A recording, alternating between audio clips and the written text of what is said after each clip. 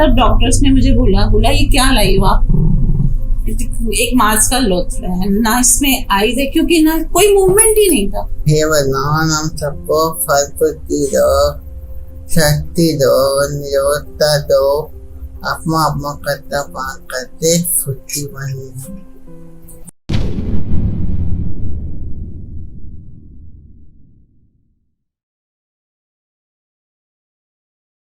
अच्छा विजय जी, सबसे पहले मैं बहुत बहुत धन्यवाद देना चाहूंगा आपका टीवीटी पॉडकास्ट में कि आप अपनी सिस्टर और अपनी माताजी के साथ यहाँ तक आए हैं। सो पूनम जी, एक बार विजय जी के बारे में कुछ बताएं। विजय बहुत ही मेरा छोटा भाई है। विजय वैसे तो ये छोटा है लेकिन अपने आप को बड़ा समझता है, इसलिए जब भी आप पूछेंगे कि कौन बड़ा भाई है, ये बोलेगा कि मैं बड़ा हूँ दोनों में। एंड बचपन से ही he's 82% disabled and he is a case of locomotor disability plus cerebral palsy, but इसका विल पावर कभी भी कम नहीं पड़ा है। For me, he is an inspiration, he is a motivation for me.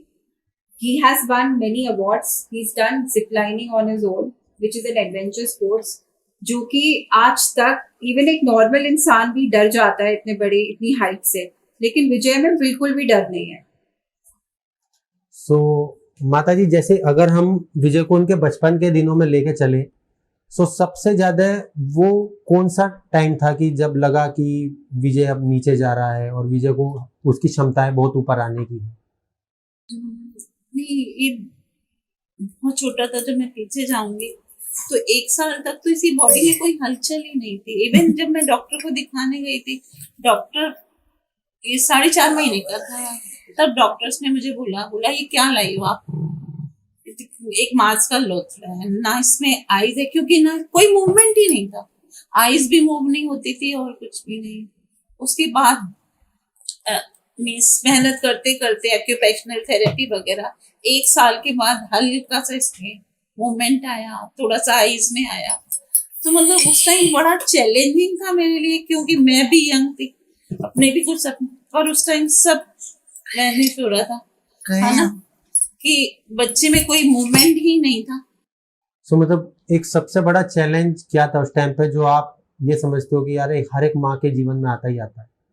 नहीं, वही मतलब सेरेब्रल पल्सी बच्चे और मेंटल रिटार्ड दोनों है कि रिटार्डेशन भी है। आप अगर सिर्फ सेरेब्रल पल्सी है तो उसका ब्रेन तो डेवलप है, तो आप उसे फिर भी कुछ इंस्ट्रक्शन, अब इनमें तो रिटार्डेशन भी था प्लस मूवमेंट भी नहीं था।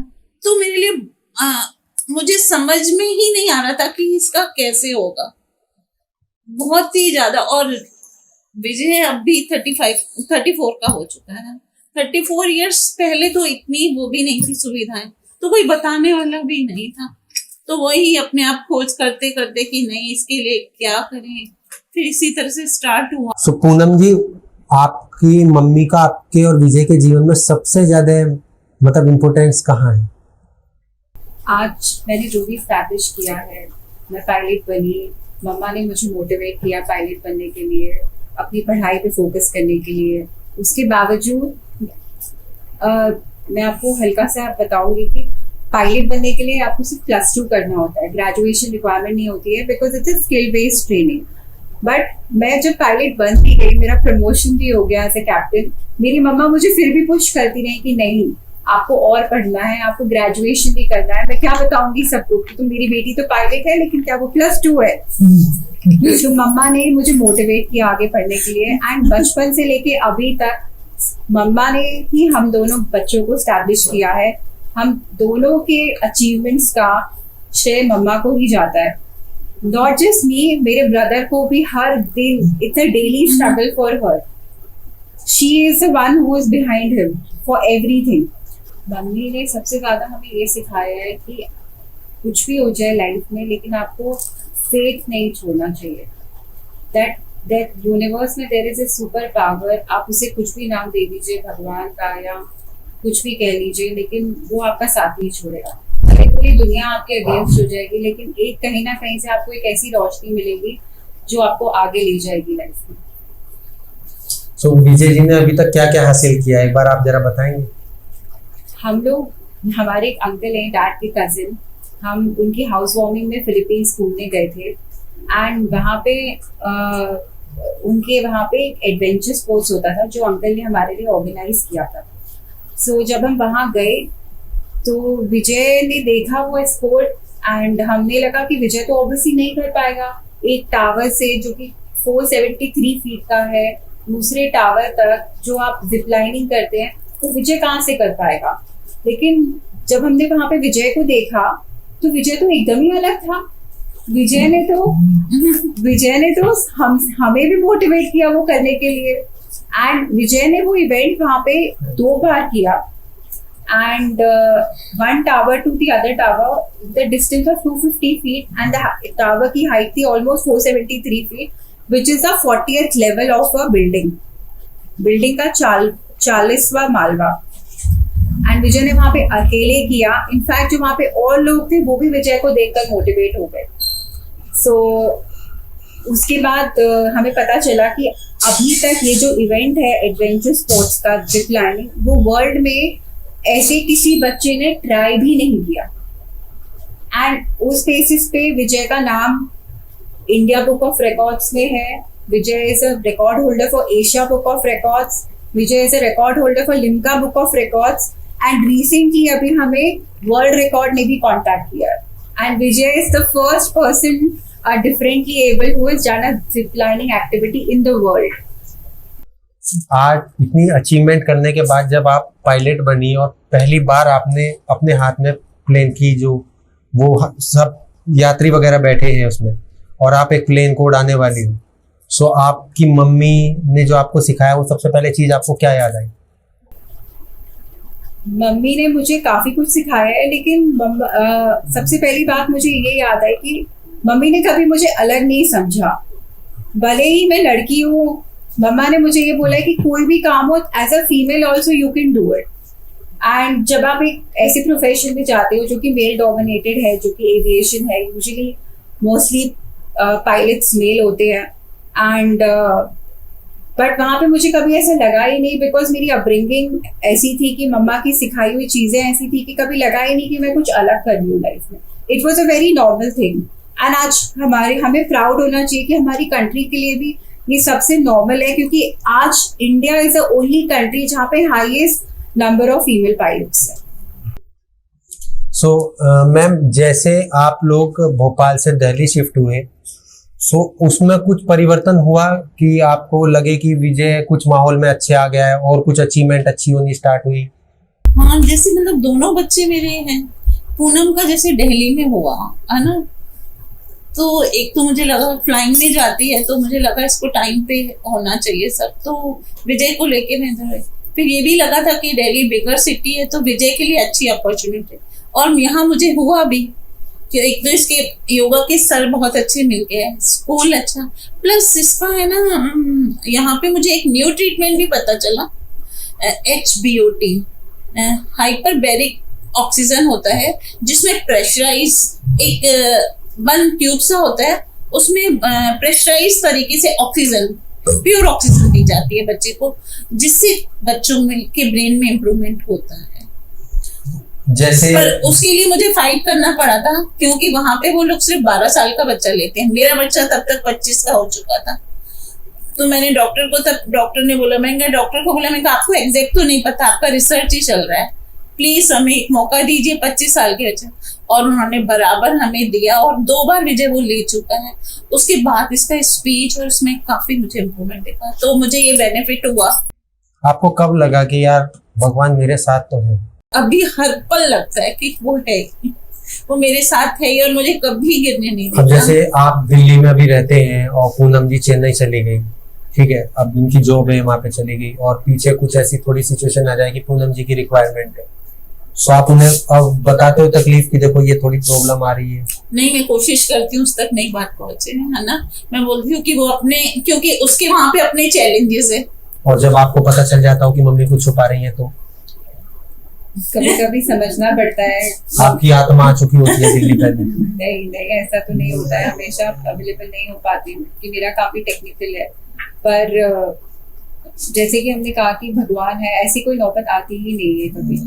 कोई ना कहीं से कुछ ना कुछ हो ही जाता है. अच्छा, किस भगवान को आप सबसे ज्यादा मानते हैं? ऐसा कुछ नहीं, मतलब एक क्या बोला जाए, उसे मैं कुछ शब्द नहीं दे सकती, है ना।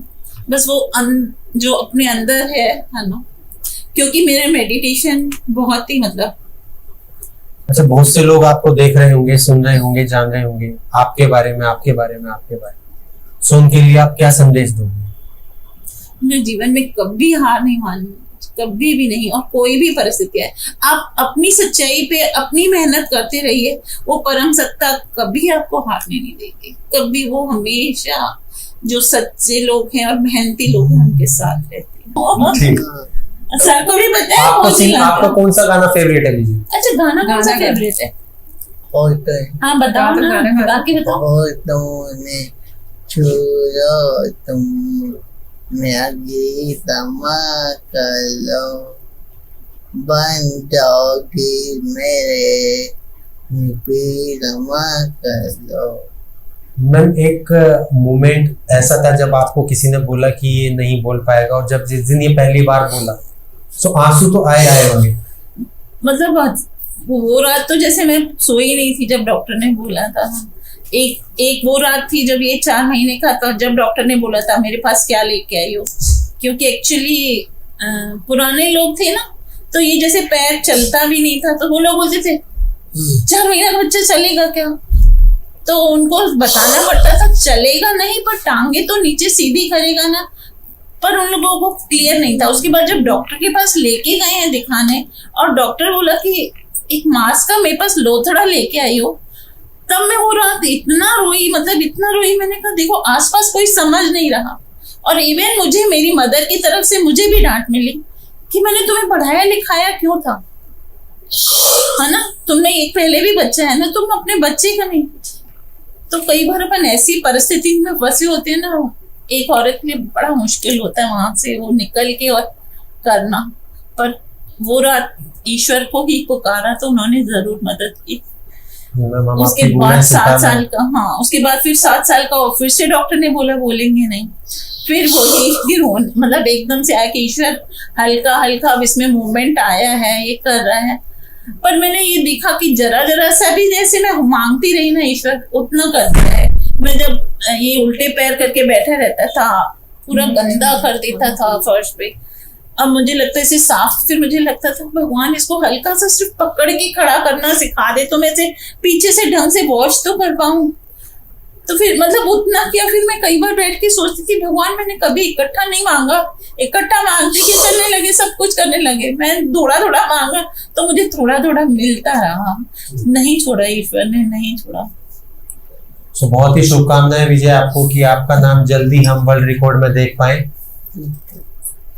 और वो वाला तो सर मोमेंट हम भूल नहीं सकते, एज रोलर कोस्टर में, तो उस समय तो हमें ये लग ही नहीं रहा था कि ही इज डिसेबल्ड, और खुद साइन करके आया था, खुद वहां से उनसे कंसेंट देना पड़ता है कि आप कर सकते हो, कुछ हो जाए हादसा तो कुछ, हाँ वो लोग रिस्पॉन्सिबल नहीं है। एंड वहाँ पे एक तो और लोग थे जो डर रहे थे करने के लिए नहीं किया ना उन्होंने। ये उनको जाके बोल रहा है कि मैं आपके साथ हूँ, मैं करा रहा हूँ। अरे क्यों डर रहे हो, ऐसे गले में हड़ाल के मैं तो हूँ ना। बहुत ही प्राउड मोमेंट होगा वो तो उस समय, मतलब एकदम से लग रहा था कि। अभी भी यही बोलता है कि ठीक है मेरी बहन तो प्लेन उड़ाती है लेकिन मैं तो प्लेन से जंप मारूंगा। बोलता तो हम भादोरे आदि मई धियो ना पटोला